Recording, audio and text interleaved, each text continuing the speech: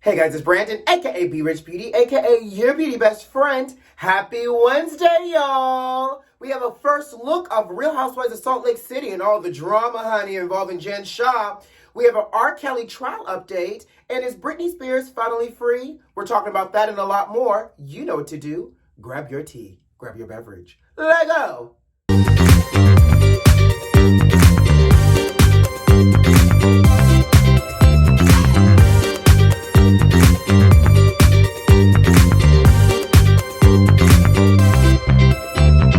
Hey beauty besties, how you doing out there, sugar? Happy hump day to you. Did you enjoy your Labor Day holiday? Did you guys get a chance to take the day off? Did you barbecue? It is officially like the end of summer. I don't know if I'm upset that it's the end of summer and all the like little summer holidays and the pool parties and the day parties. Not that I was really pool partying and day partying or whatnot, but you know, the option is there during the summer, and we're getting ready to transition into fall, which, by the way, is one of my favorite seasons, one of my favorite time of year, living here in Miami where the humidity drops and it just feels like living in a normal city, right? But I hope you guys enjoyed your Labor Day, no matter what you did, but I hope you did something good on the labor of the day, of the holiday. Now, baby, we got a lot to talk about today, so let's just jump right into it. Y'all got y'all tea ready? Let's go.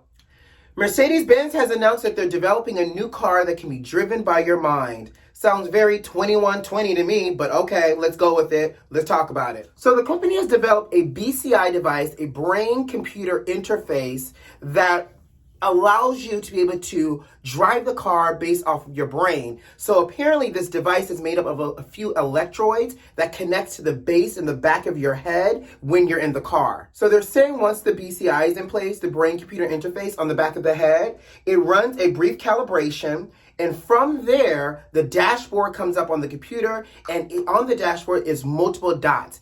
Each dot has a different task. So they're saying all the driver has to do is focus on the desired dot for the desired task. And what happens then is the brain activity starts to increase. The car reads the brain activity and then puts the task in motion based off of the brain activity. I don't know how I feel about this because this technology even sounds more advanced than the Jetsons. At least with the Jetsons flying around in the sky, they were controlling it with their hands and not with their brains. But you know what gets me, beauty besties? This mind-controlling car comes with vegan leather on the interior, compostable battery technology, and organic plastic alternatives, whatever that means. So you're telling me this expensive car that's about to be the future doesn't even have real leather? It has recycled battery technology and organic alternative plastic? And how is plastic organic anyways? I just can't think. If I'm going to spend all this money for this out-of-the-world car, I need real leather, real battery, and I need the real metal to make sure this car is safe to be driven in if my mind is controlling it. I also can't help but think that people aren't addressing the elephant in the room.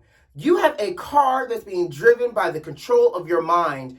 I don't know about y'all, but the way my mind is racing all over the place when I'm driving in a regular car, I smell crashes everywhere. Crash everywhere. Crash everywhere. It does not seem safe. What happens with the person who has a diagnosed ADHD problem? What happens with the person who's daydreaming of their beach vacation? Does it just drive them to the beach or drive them over a bridge? What happens if you're daydreaming for your next hot meal and now you showed up at the Chick-fil-A? I need to know these things because this brain control of a car does not seem safe. Does not seem like I want to even venture into this type of technology just yet. At the end of the day, it still sounds like, Molly, we're in danger, girl. But all they got to do now is add a trash chute that converts your trash into fuel, and you'll have the modern day DeLorean from Back to the Future. What are your thoughts here with this mind control car? But in the meantime, let's move on. Yo, have y'all seen the teaser for Real Housewives of Salt Lake City? Baby, it premieres this Sunday, and from the clip that I saw that had Jen Shah in it, I am hooked, baited, and reeled in, and I am committed to watching this. This season is about to give us everything we need, and probably more than what we thought we needed. Jeremy and Shannon and I, we got some work to do. Jeremy, you hear me? We got work to do, because Housewives of Salt Lake City is about to be litty in the city, in the Salt Lake City, sugar. So, you know what tickled me the most? Is the fact that when Jen got that call from her husband, Coach Shah, she knew real quick that tone took a turn. And by the way, I'm going to put the link for this clip in the description box of this video so you can watch it, right? But Jen's tone changed really quickly. She got low in her volume because she realized this is a conversation I do not need Bravo to record. And she asked Whitney really quickly, can you turn this mic off? I need you to turn this mic off. And hopped her tail, those braids, right off that bus real quick, fast, in a hurry. But the icing for me was good old Heather, honey. Heather said, well, what if she's on the run? Well, duh, sis, she is on the run. She hit it and got up off that bus quicker than you can say Candyman 3 times. Don't do it, but I'm just saying. She moved quicker than the Flash in the dead of night, honey. A thief in the night is how she moved, sugar, because she knew that the cops were on their way to get her. So she left in a pickup and took off. And we also see clips of the feds in her driveway with all types of things that they probably got a warrant for that they seized from her property. Ooh, it's so good. It's better than Law and Order. This is real life drama, y'all. This is reality drama. And Heather might be onto something that Sutton has already put into motion for us with Real Housewives of Beverly Hills.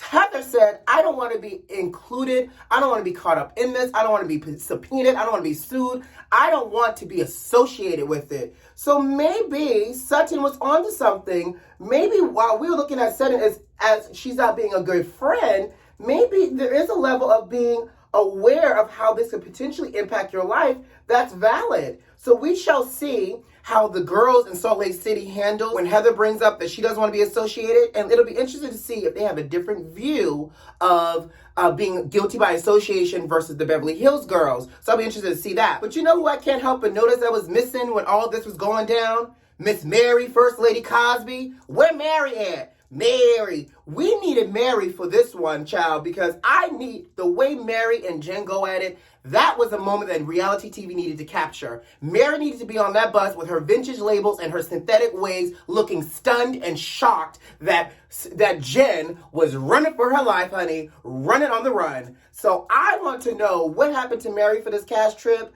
Why wasn't Mary there? And I can't wait to hear Mary's shady commentary on all this Jen Shaw action. So Real Housewives of Salt Lake City is coming to us soon, sugar. Are you watching on Sunday? Because now Sunday is going to be a double whammy. You're going to have Salt Lake City and Potomac going back to back with each other on Sunday. Ooh, an evening full of good old TV. Well, it looks like hashtag Free Britney is now a real thing. Her father, Jamie Spears, has filed for a petition to end the 13-year conservatorship of Britney Spears. And finally, he's stepping out of the way. So Britney can breathe a little easier. So all my Britney fans out there, y'all did it. Y'all hashtag Free Britney down, honey, and now she is free. But you know I got questions before she goes free. Like, what happens now? Is Britney now allowed back outside? Does she still have to be cared after? Like, who now watches over her? Is there like an attorney or a family friend? Does a doctor have to like write a release note for her to be able to go back outside and play with the human race? Like, what happens for Britney now? I feel so invested. All of this Free Britney got me really invested in, like, what does her aftercare now look like? Because what we don't need to happen is she's released and she's now able to have control over her life again. And for whatever reason, she falls back into another pattern. We don't want to see her daddy come back out saying, we told you so, and this is why X, Y, and Z was going on. I want her to be set up for success. Who is setting Britney up with a 5-step program for success after all this is over? Somebody let me know, because now I'm invested. So Lil Uzi Vert, you know, the rapper who got the $24 million diamond put in the middle of his forehead like a Lucky Troll doll? Yes, him. So he recently appeared at Jay-Z's 4040 Club anniversary, and while he's being interviewed, he said that he did the Rolling Loud Festival here in Miami, that same festival where, you know, the homophobic remark from DaBaby came out of. Well, apparently he said he jumped into the crowd to crowd surf, child, with a $24 million diamond in the middle of his forehead, and it got ripped out. First of all, sir, who crowd surfed in 2021 in the middle of a whole pandemic anyways? That's the first piece. Second of all, who crowd surfed in 2021 while we're still in the middle of a pandemic with a $24 million diamond in your forehead? That's the second piece. Third of all, who ripped out this man's diamond? Because he said it got ripped out, but he said, do not worry, I have the diamond in possession and X, Y, and Z. So who ripped out your diamond? Are you mad that they ripped it out? And fourth of all, the person that attended this Rolling Loud Festival that ripped out this man's diamond, y'all actually gave it back? Well, I mean, I guess it's so unique. You can't even do anything with that diamond and not get caught. So it behooves you to give it back. But again, crowd surfing in the middle of a pan con leche. 2, crowd surfing with a $24 million diamond in your head. 3, it got ripped out. And 4, somebody returned it to you. This is an omen. Lil Uzi Vert, Leave the diamond out your head, sugar. Put it on a necklace, do whatever. Make it into a diamond tennis bracelet for yourself and your ankles and your wrists and whoever else. Do something, child, but quit walking around here looking like a Lucky Troll doll, okay? You know I gotta give you your R. Kelly trial update, honey. Well, in a new testimony that took place, a woman testified that R. Kelly gave her the herp, honey. Herpes, and she settled with him for $200,000. Baby, let's peel this story down. She said that she met this man in 2001 when she's 27. A whole legal adult. I think that's new.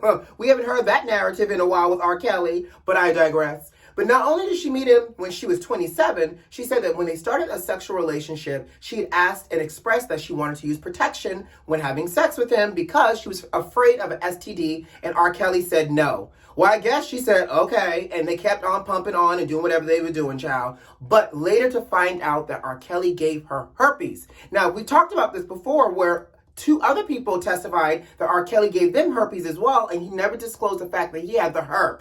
Now, she said that she settled with R. Kelly for $200,000. And you know I got questions.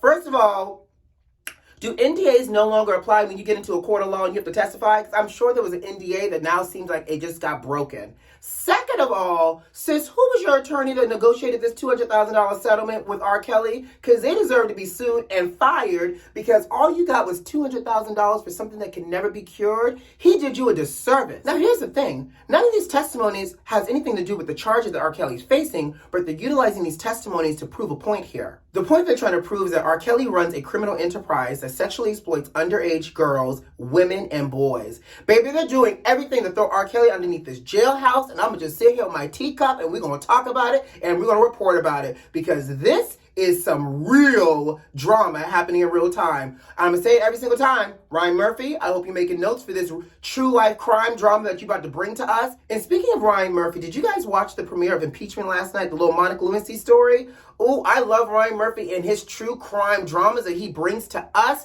And side note, Sarah Paulson can do no wrong. Mama is in here starring as Linda Tripp. I can't wait to watch this and get all invested in it. Like, I don't know what the outcome's going to be, but this looks like it's about to be some good entertainment dramedy, honey, and we're here for it. But before we get out of here, condolences, prayers, love, and energy to the late, great actor Michael K. Williams, who died recently from an alleged overdose from cocaine that was laced with fentanyl. They're now executing a criminal investigation to try to find the drug dealer that sold him this laced, drug that led to his death.